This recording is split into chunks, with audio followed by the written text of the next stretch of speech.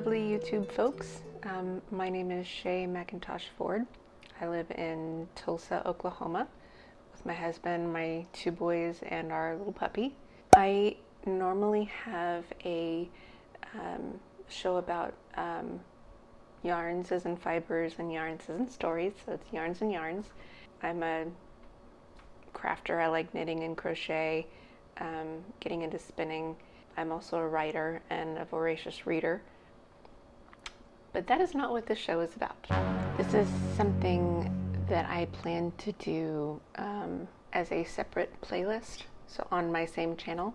This channel is who I am. I am a harpist, I am a writer, I am a knitter, I am a crocheter, and now I am a chronic illness sufferer. This is going to be a different playlist. When you want to follow my journey, that's what this is going to be. A little over 2 weeks ago, I was diagnosed with chronic illness. It is called Lymphocytic Colitis. It's part of the microscopic colitis group of irritable bowel disease, which is not irritable bowel syndrome. I hope to make this playlist an area where if you have this disease, you can follow my journey, see what I'm doing. Maybe it'll help you. And honestly, I would really welcome your input, your experiences. If you have this disease, if you have family members with this disease, whether it's lymphocytic colitis or collagenous colitis, please, I hope this helps you. I hope you can help me because there's not a lot of information out there. Yeah. For this episode, I'm pretty much going to just talk about how I got to this point. Later on in other episodes, I'll get into what I'm doing, what's working for me. Maybe I'll record on a bad day. There will be bad days. I've already had several. And I'm probably going to do several poop episodes because my life is revolving around the way I poop nowadays. It would be nice for my life to revolve around music again. It started with COVID. I had COVID in March of 2020. So right when it started, I came down with the virus on St. Patrick's Day. And ever since, I have had really intense belly pain. Going back, I have been gluten-free for 10 years. Not celiac officially, although my grandmother had celiac disease, but I am extremely sensitive to gluten. There goes my puppy. Are you looking for the boys? I know, they're all outside without you. Oh, how horrible. There she goes. But it does not take very much gluten. Ever since I cut it out, I realized how sensitive I am to it. I have been known to react to animal cracker dust, and I have intense cramping with the gluten. But it only lasts for about 6 weeks, and then it goes away, and then I'm fine. But I had the same cramping during and after COVID for 13 months. I waited to see a gastroenterologist because we were moving. I was in Colorado Springs when I had COVID, and we were planning to move, so I didn't want to establish care anywhere. I waited until we moved here to Tulsa. I could not find a physician who would listen to me, who could do anything about it. I also have damaged vocal cords from COVID, and I still don't know why. The ear, nose, and throat doctor claimed that my vocal cords were caused by reflux, and I kept saying I don't have reflux. I had an endoscopy done, and they said I don't have reflux. She said it's a different kind of reflux, apparently a silent reflux. So, and I didn't feel like spending more money on a colonoscopy here because I couldn't figure out what was wrong with me. I've all my life been able to solve my health issues with food. When I figured out gluten, I cut it out. I kept getting sick, getting everything under the sun, and having all kinds of allergies and sinus problems, so I went on keto and I was fine. I was actually the healthiest I've ever been in my life right before I got COVID. I could do back-to-back harp gigs, carrying the 40-pound harp and a 30-pound amp in a gown in heels, and do 4 gigs in a row. And I was great. I had great energy. I was extremely healthy. But I couldn't find a doctor who would believe that COVID caused my problems. So I went to National Jewish in Denver. So I went back to Colorado, and they were great. They listened to me. They believed me. They put a scope up my nose and down my throat to check for silent reflux, and there is no reflux, period. I even have a little scar right on the end of my nose. Oh, I covered it with makeup, but it gave me the little probe they put in my nose, gave me a blister. It was awful. So uncomfortable. I wore it for 22 hours, and nothing. No indication at all. No, 0 episodes of reflux, and I laid flat.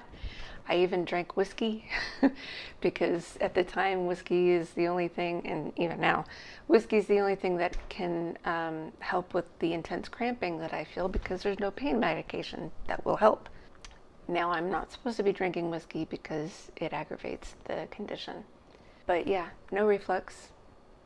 They still don't know what's wrong, but they know it's not reflux. And the ENT here in Tulsa, the treatment that I was supposed to follow for acid reflux that most people with, acid reflux follow, you raise your bed, or you sleep on a wedge pillow, you don't drink alcohol, you take Prevacid twice a day.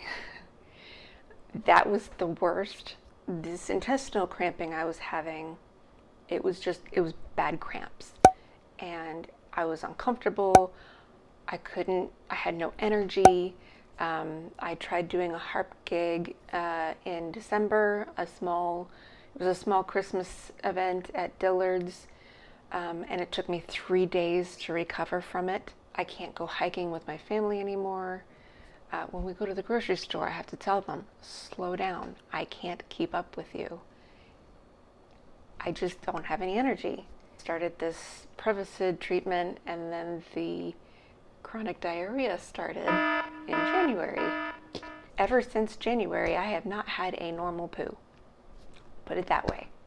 Turns out that the Prevacid is one of the worst things I could have been taking. It aggravates the inflammation and lining of my colon, but I don't have reflux. I don't know what's wrong with my vocal cords. So it could be that this is still,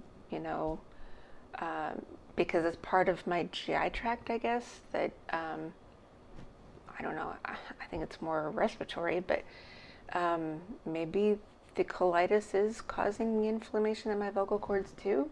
I don't know. We'll see when I go into remission. But anyway, I was in Denver, and my GI specialist was fabulous. He sat and he listened to me.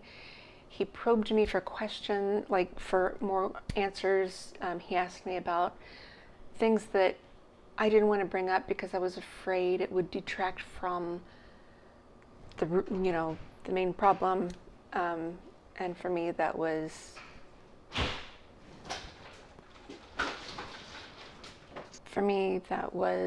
the intestinal distress I was experiencing. That was my main goal, was to fix that.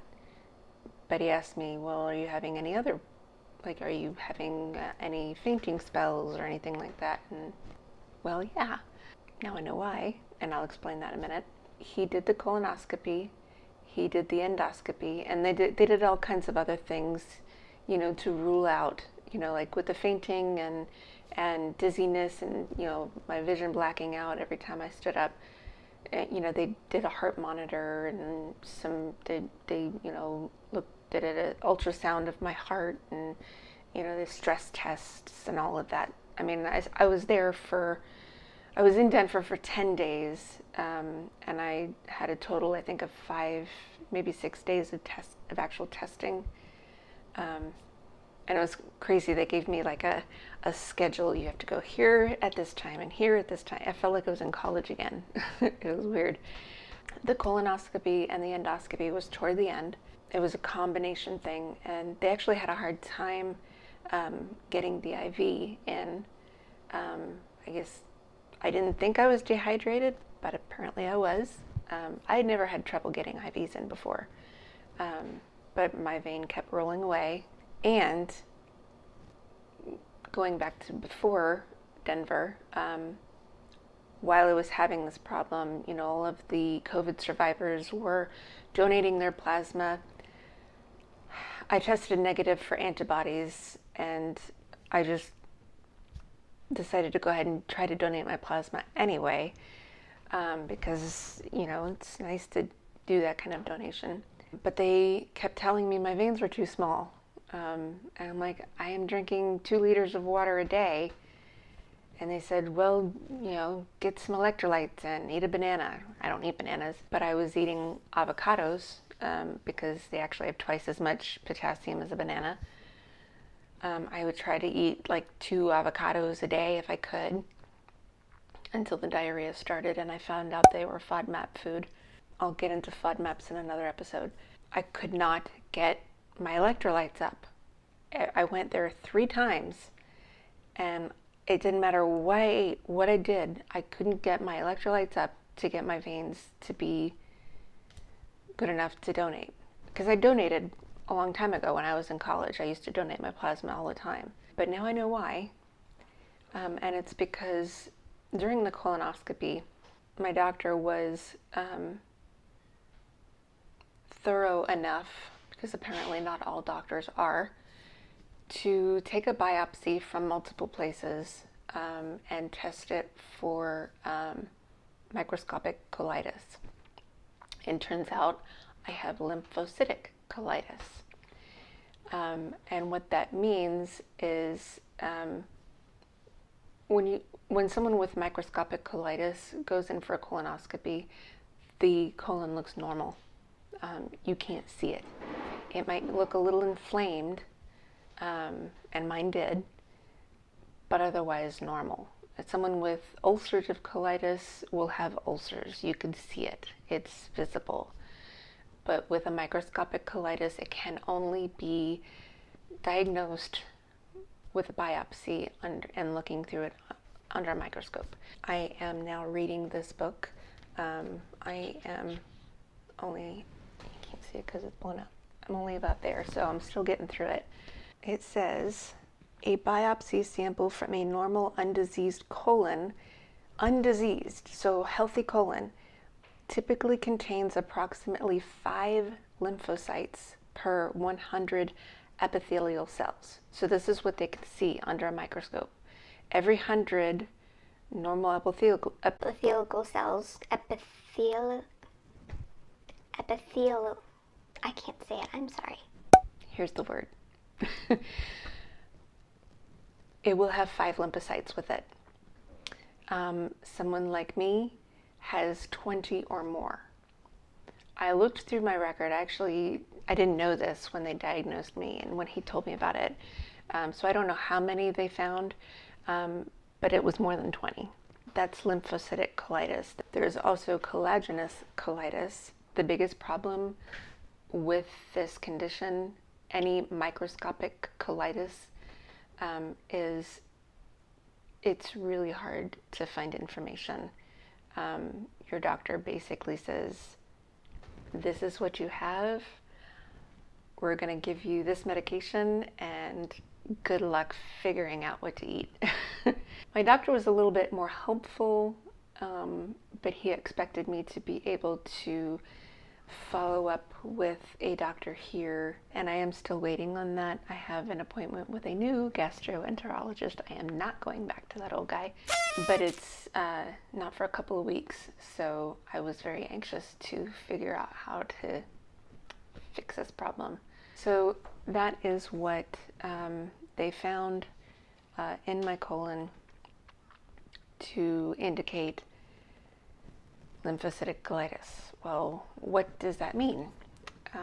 It means that my lymphocytes in my body are the food that I'm eating. My body is seeing it as gluten.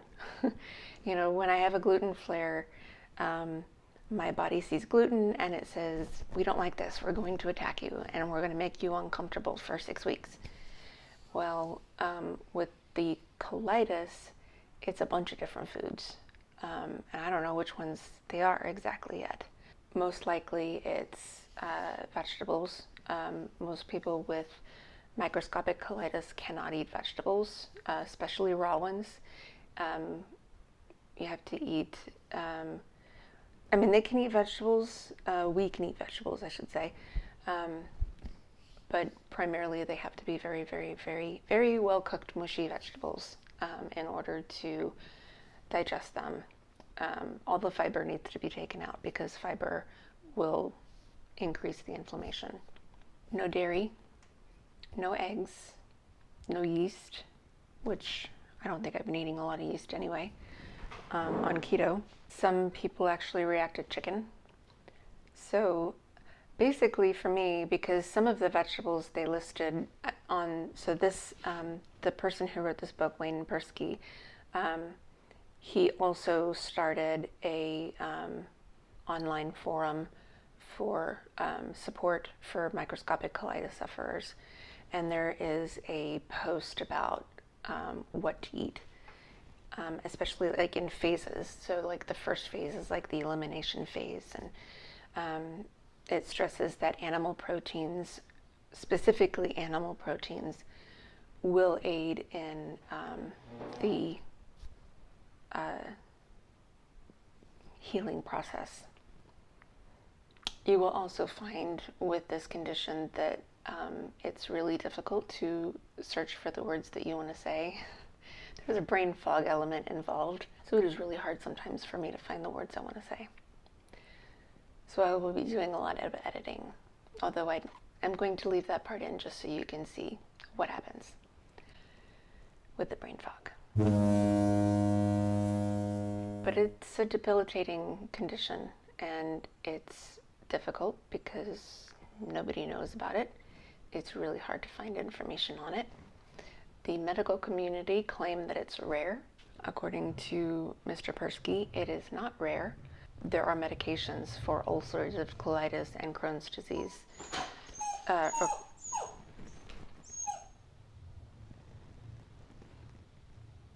She's looking for Daddy. He's in the garage. There are medications for ulcerative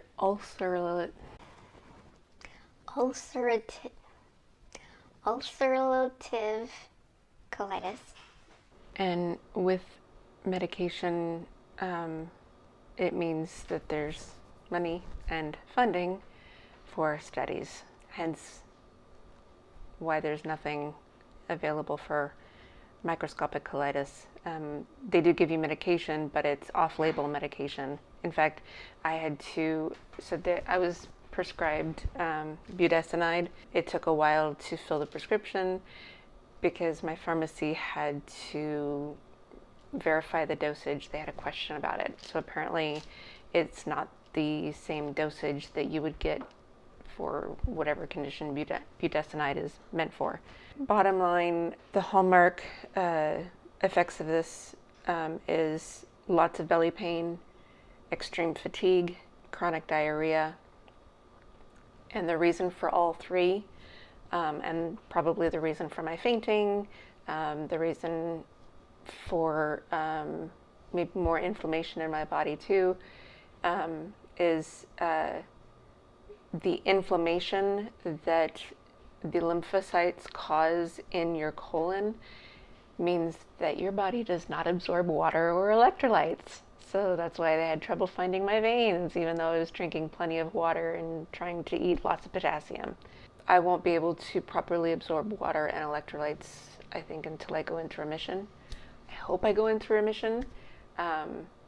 Praline, is a girl who has done a series of videos on her journey with collagenous colitis. She never went into remission. I think she videoed for several years, or maybe a year at least, maybe a little more. She never went into remission. She was eating things that would definitely not agree with me, but that's just it. You know, what works for one person doesn't work for another. And that's what's frustrating about this whole thing, is it's very,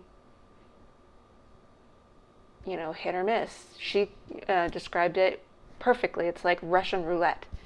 You have no idea what's going to trigger you. It could be food. It could be stress. It could just be environment, and you have no idea what it is, and you'll get triggered, and suddenly find yourself in the bathroom and on the couch just crying your eyes out for cramping. So that's the start of my journey. This is I will keep going. I've got plenty to say about other things that have happened to me, but this has gone on long enough. Please, if you have this condition, comment below. Let me know what you did, what works for you. Do you have a great doctor? Did your doctor dismiss all your symptoms? Did they say it was all in your head? Because that's happened too. It happened to me. It's not in your head. This is real, and this is now life, and I will deal with it the best I can. I hope you deal with it the best you can. If you have a bad day, I give you hugs, because I know it. I know what it's like. Any kind of chronic illness now. I mean, I knew chronic illness was bad. I could sympathize, but now I really know. I mean, like I'm like, I feel so bad for these people, and now I'm one of these people, and it's hard. It's just truly hard. So that's it. I can subscribe. I hope to see you on the next one. I hope to record soon. I'd like to say I would do these once a week, but I don't know. That's why my knitting show is not once a week either. But yeah,